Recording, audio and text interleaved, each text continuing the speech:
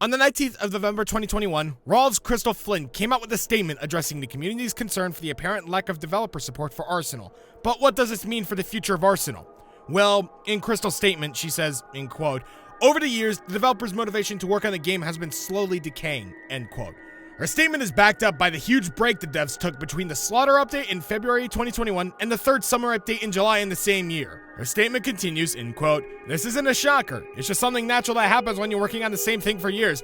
Does this mean that Arsenal will no longer receive updates? No," end quote. As a community, we know that Arsenal will still be getting updates. That is a given. However, later on in their statement, she goes on to say that without proper support, updates will obviously come out slower in order to retain the quality of the game overall. So yes, this means that with less frequent updates, Arsenal's player base will likely drop. But there are some ways to combat the drop in player numbers though. The main objective Valve is focusing on to prolong the game's longevity is to continue being vocal, transparent, and open-hearted to the community. Even if some parts of the community can be problematic.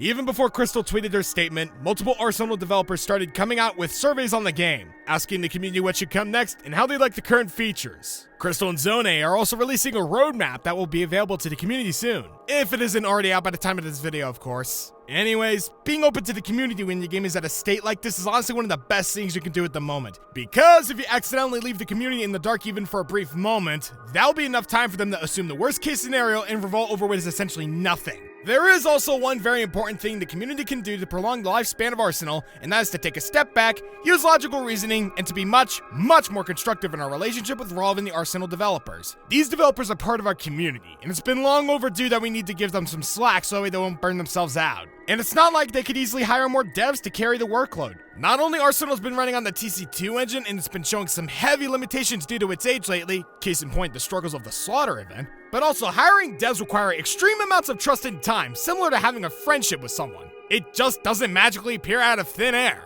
And that's not the only thing we could do to aid the developers' motivation to keep working on the game. There's always been a constant repetition of cynical attitudes and flippant opinions that are counterproductive to the continued development and improvement of the game. So being conscious about what you're writing and posting is a good way to avoid falling into that trap that many community members have already fallen into. And it's a good way to make sure you don't say anything damaging or false. After all, repeating what a favorite Arsenal YouTuber said in their video about what should happen with Arsenal will not do much to shape the game's future. In fact, it might even have the opposite effect and hurt the game and the developers' motivation more so than before. It's infuriating, because these people that most likely ignored the rest of Crystal's statement have also chosen to focus on the part that says updates will come out slower, rather than putting her statement into the context that the updates will become better for everyone as a result. Overall, the future of Arsenal is still a bit hazy, but we really should trust in Crystal and Zone's judgment and commitment. And one last thing that all of us can do to help is to participate in surveys and questionnaires that they release to the community. Believe it or not, they are much more powerful than you just spamming an Arsenal Discord squealing, "Remove